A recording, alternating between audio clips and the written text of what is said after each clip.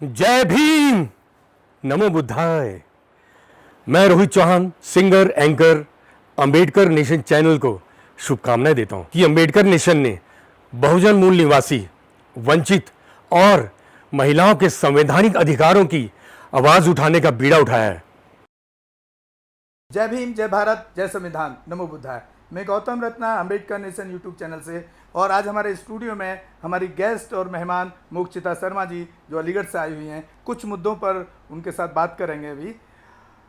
Madam, मुद्दे ये हैं कि हमारा जो चैनल है वो ख़ास तौर से फीमेल राइट्स पर हम काम करते हैं, और जो पुअर सेक्शन के लोग हैं जिनके साथ शोषण और अत्याचार होता है जी। और जो कहीं ना कहीं हमारे जिनको हम ग्रंथ हैं उनमें हम बिलीव भी करते हैं, उनके साथ आज तक ज़िंदगी जीते आए हैं, उनमें भी ये चीज़ें आपने देखी होंगी, जी। और अगर आप पढ़े हैं तो पढ़ी भी हैं। जी। उसमें मैं आप कुछ एग्जांपल भी दूंगा, आपको बताऊंगा आपको।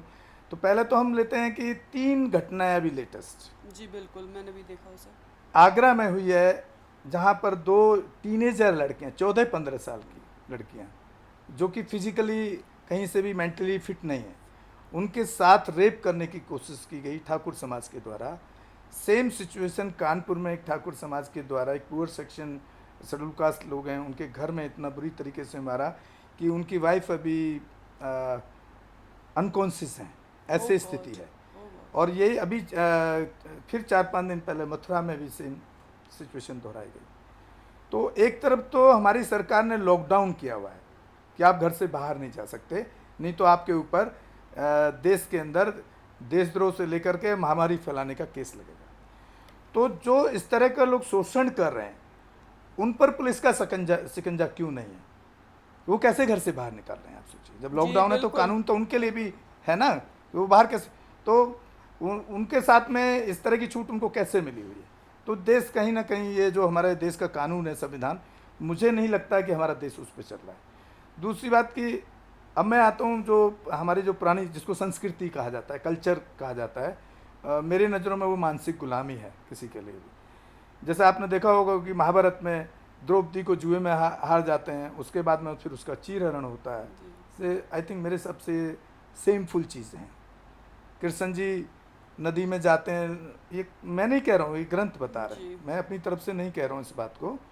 तो वहाँ पर वो कपड़े लेकर के पेड़ पर चढ़ जाते हैं, ऐसा सुनने में आता है, और वो नूड लड़कियों को नहाते हुए देखते हैं। राम जी जब जब रावण को लेकर चला जाता है, और जब युद्ध के बाद जब रावण को वापस लाते हैं, जैसा कि रामायण में है, अब वो कितना सच है कितना नहीं, इसका तो मैं भी साइंटिफिक कोई वो तो एक्सपेरिमेंट तो किया नहीं उसमें, लेकिन राम उसमें सीता को चरित्र परीक्षण लेते हैं कि अग्नि परीक्षण। तो आप मुझे, मेरा जो सवाल आपके साथ होगा कि एज ए फीमेल, क्योंकि उस पीड़ा को, उस तकलीफ को, ऐसी तकलीफ़ों को आप ज़्यादा महसूस कर सकती हैं कि कल को आपके साथ अगर कोई ऐसा करे तो आप क्या सोचेंगी? क्या कानून जिंदा है? अनकॉन्शियस है। तो मेरा मतलब है कि, और कोई भी जो जनरेशन है, साइंटिफिकली कोई भी जनरेशन बिना मेल और फीमेल के रिलेशन के कहीं जनरेशन पैदा नहीं हो सकती है, पूरे वर्ल्ड वाइड है। जैसे हमारे कई ग्रंथों में कहा जाता है कि कोई कान से पैदा हो गया, कोई नाक से, कोई आंखों से, मतलब बहुत सारी ऐसी कथाएं हैं। तो वो, मैं उन चीज़ों पर मैं बिलीव नहीं कर सकता हूँ, क्योंकि वो साइंटिफिकली कहीं भी ये प्रूव नहीं हो सकता, ना हुआ आज तक, कि बिना मेल फीमेल के रिलेशनशिप के कोई नेक्स्ट जनरेशन, चाहे वो अगला बच्चा, बेबी फीमेल हो, लड़की हो या लड़का हो, आप पैदा हो सकता है क्या आपकी नज़रों में? जी नहीं, बिना उसके तो नहीं हो सकता है ना। तो आप क्या कहना चाहती हैं कि इस तरह से जो देश में चीज़ें चल रही हैं, क्या ये बदलनी नहीं चाहिए? अब साइंटिफिक ज़माना है, टेक्निकली लोग, साइंटिफिकली लोगों को सोचना नहीं चाहिए क्या? तो इस बारे में आपकी क्या राय है, उसको आप थोड़ा विस्तार से हमारे दर्शकों को बताने की कृपा करें। जी देखिए, जहाँ तक कि आस्था की बात है, तो आस्था रखना कोई बुरी बात नहीं है। हम भगवान में, गॉड में, ईश्वर में आस्था रखते हैं, इसमें कोई गलत बात नहीं है। लेकिन हाँ, कहीं ये जो शोषण वाली बात आती है, जो मैं भी न्यूज़पेपर्स में पढ़ती हूँ, न्यूज़ चैनल में देखती हूँ कि ये शोषण हो रहा है महिलाओं का, ये मुझे बिल्कुल भी पसंद नहीं होता है कि आखिर ऐसा क्यों हो रहा है। ये नहीं होना चाहिए। अब तो ज़माना कितना बदल गया है। लोग कहते हैं कि पता नहीं औरत के लिए ज़माना कब बदलेगा। या मुझे ये समझ में नहीं आता अब कि औरत आपने कहते अभी कहा कि लोग कह रहे हैं कि जमाना बदल गया है। औरत के लिए जमाना कब कहाँ बदला है? हम तो आपको अभी की घटना बता रहे हैं कि एक टीनेजर लड़कियां आगरा में वो मंदिर के दर्शन करके वापस लौटती हैं, तो एक मनुस्मृति मानसिकता के लोग, जी। जिसमें या जो ग्रंथों में लिखा है कि आज जी। भी कि वो पशु और नारी और शूद्र ये सब ताड़न मतलब दंड के अधिकारी हैं। जातिवाद वाली बात तो है, बिल्कुल। फिर ये अभी भी कहाँ बदलाव है? आपको दिखता है कहाँ बदलाव दिखता है? मुझे तो सर कोई बदलाव अभी दिखता नहीं है। मुझे नहीं लगता कि ये बदलाव पता नहीं कब आएगा, और ये बदलाव बहुत जल्दी आ जाना चाहिए वैसे, क्योंकि अब औरत के लिए बोलते हैं, औरत, कुछ लोग का मैंने ये सुना है औरत के लिए कभी ज़माना ही नहीं बदलता। क्यों नहीं बदलता? औरत के लिए ज़माना क्यों नहीं बदल सकता? आप तो बदल रही हैं। मैं तो बदल रही हूँ, मैं तो बदलूंगी।